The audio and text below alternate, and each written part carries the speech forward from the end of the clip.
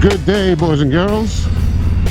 BigBadWolfMoto here with another motovlog. I checked the weather forecast and I saw that there was a window of 3-4 hours today without rain. So guess what?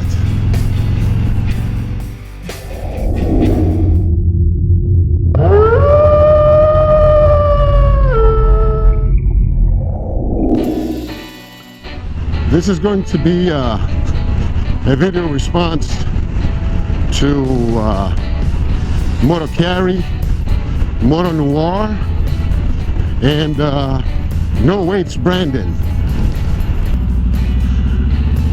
which is basically about what it takes to be motovlogging. Well, motovlogging is a pretty cool hobby. It's fun.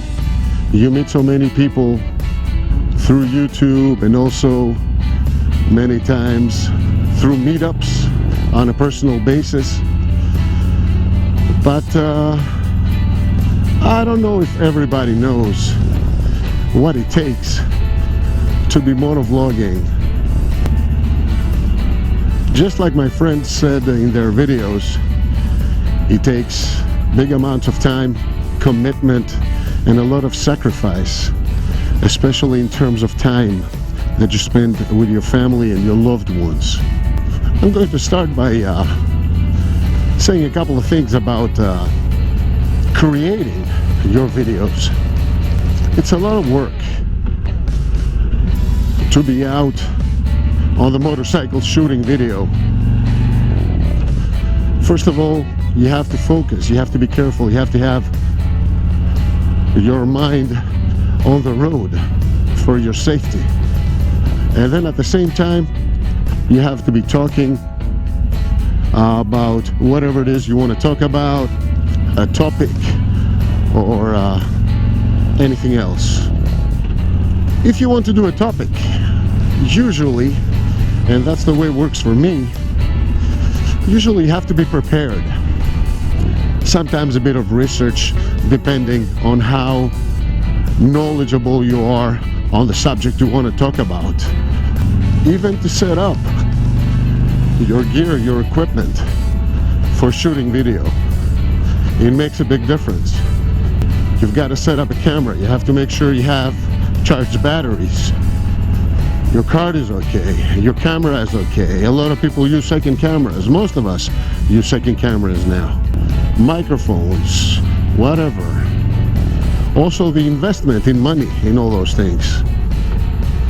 I can tell you I've spent for sure a couple of $1,000 so far in all the gadgets that I use for motovlogging. And of course you need a good computer so you're able to do some decent editing, and of course some editing software. So it takes a lot to create your videos. Then you have to be consistent. You have to have quality in your content. You have to make sure you create some kind of content that your viewer finds some value in. There has to be a reason why a person will watch a video and they will subscribe to it. And in order to create that, it takes a lot of work and time. Then when you have a channel and you have people subscribing and commenting on your videos, you get a lot of comments to which you have to respond. Don't expect people to come back to watch your video if you don't respond to the comments. It's like people coming to your house as guests and you don't pay attention to them. When people come to your house as guests, you have to be a good host and take care of them. Make them feel good so they can come back. So in your channel, you do that with your good content and your nice responses to the comments that people leave. Responding to these comments takes a big amount of time. Imagine having to respond to 40, 50, maybe more comments for every video. But if you want to run a good channel, you have to do it. There's no question about it. Another thing, we keep saying that mutual support between channels is very important, and it is. When you start motovlogging, or when you start a YouTube channel in general, you're watching other people's channels, other people are watching your channel, you will subscribe to them, they will subscribe to you, and this is the way we mutually support each other. There comes a time while you're growing that people will subscribe to your channel, and they're not necessarily YouTubers or motovloggers, but that usually doesn't happen right away. It takes a while until random people subscribe to your channel for your content. So based on this mutual support and all the people that you have to watch their videos, with time this becomes a big number of videos, hundreds of videos or thousands of videos overall. And this is not exaggeration, it's true. I'm trying to watch as much as I can because I know how important the views are for the channels. And I have to tell you, very, very often I'm overwhelmed in terms of time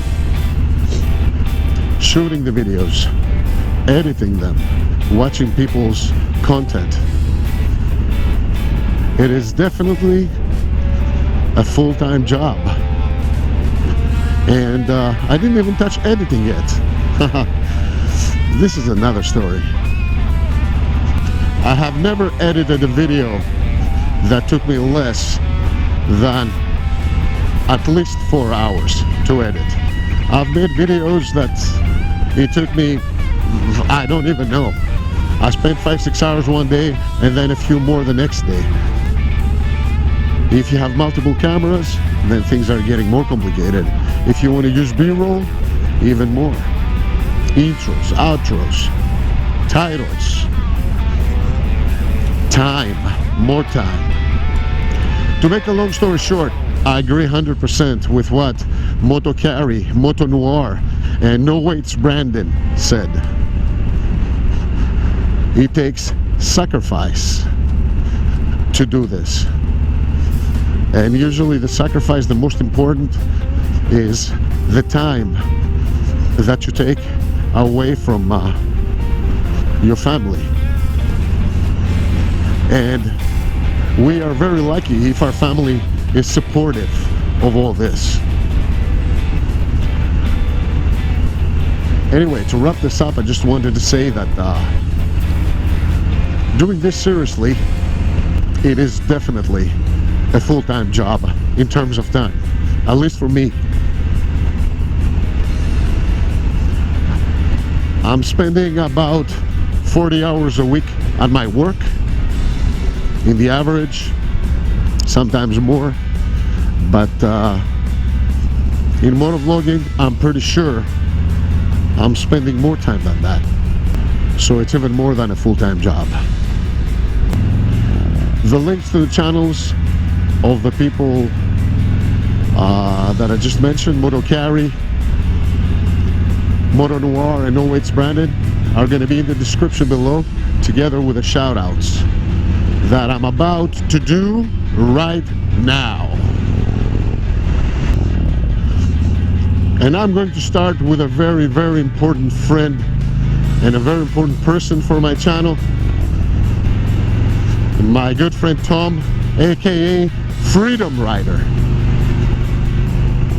And I say he's very important because I have met him in person. We have ridden together. And also he's very important because he was the first person that subscribed to my channel. He was my subscriber #1. Thank you, Tom. Thank you, brother, for everything and for being awesome. The next person I want to talk about would be my friend Dave, aka Ridin Country. I've had the privilege of meeting him and his wife and his beautiful family at their home. We're ridden together, and please check out Dave's channel.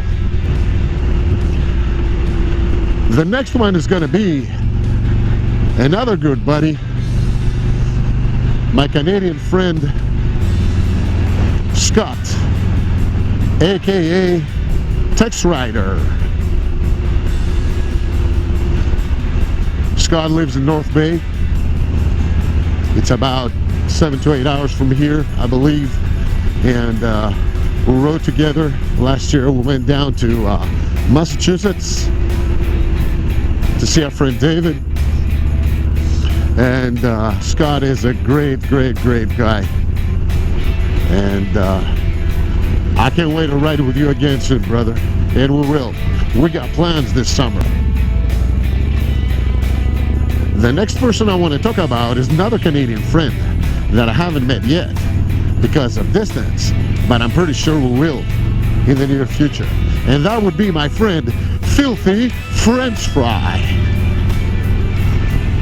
Filthy Frenchfry upgraded to Yamaha FZ09 lately from 690, if I'm not mistaken, Duke KTM. And he is loving it.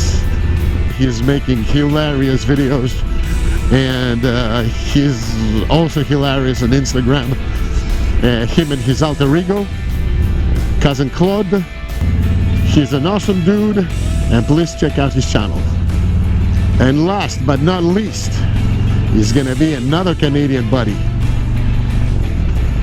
also from the other side of Canada, just like Filthy Frenchfry. I forgot to mention, from Alberta, and that would be Autotech.